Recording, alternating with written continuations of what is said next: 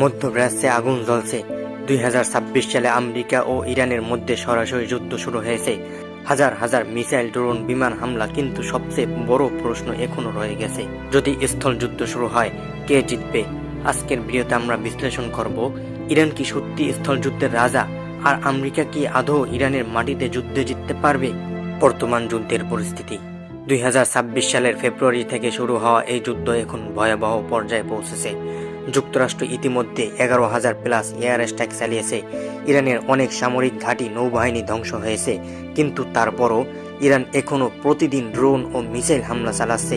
এটা একটা বড় সিগন্যাল, ইরান পুরোপুরি ভেঙে পড়েনি, বরং দীর্ঘ যুদ্ধের জন্য প্রস্তুত হচ্ছে। চলুন প্রথমে সামরিক শক্তির তুলনা করি। সামরিক শক্তির তুলনা।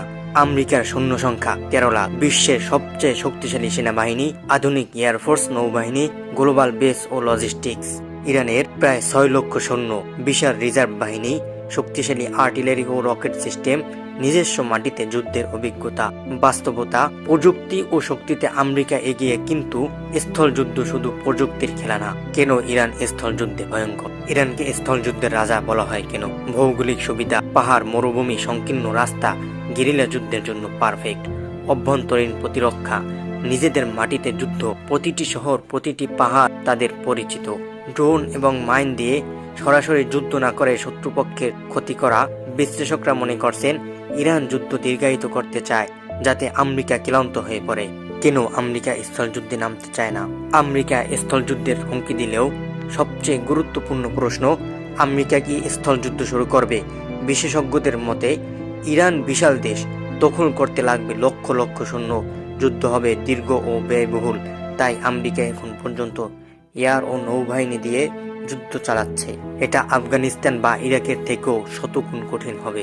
বর্তমান যুদ্ধের বাস্তব চিত্র এমন, আমেরিকা আকাশে আধিপত্য প্রতিষ্ঠা করেছে, ইরানের অনেক অবকাঠামো ধ্বংস, কিন্তু ইরান এখনো প্রতিরোধ করছে। ড্রোন দিয়ে তেল স্থাপনা ও অর্থনীতিতে আঘাত করছে। এটা একটা অ্যাট্রিশন ওয়ার, মানে ধীরে ধীরে ক্ষয় করে দেওয়া। এখন আসল প্রশ্ন, স্থল যুদ্ধে কে জিতবে? যদি শুধু প্রযুক্তি ও শক্তি দেখি, আমেরিকা জিতবে। কিন্তু যদি বাস্তবতা দেখি, কঠিন ভূখণ্ড, দীর্ঘ যুদ্ধ, গেরিলা কৌশল, তাহলে ইরান আমেরিকাকে ফাঁদে ফেলতে পারবে। এমনকি পুরো দখল নেওয়া কখনোই সম্ভব না। তাহলে ইরান কি সত্যি স্থল যুদ্ধের রাজা, আর আমেরিকা কি জিততে পারবে? উত্তরটা সহজ না, কিন্তু একটা জিনিস পরিষ্কার, এই যুদ্ধ দ্রুত শেষ হওয়ার না। তুমি কি মনে করো, আমেরিকা নাকি ইরান, কে জিতবে? কমেন্টে জানাও। আর এমন বিশ্লেষণ পেতে সাবস্ক্রাইব করো।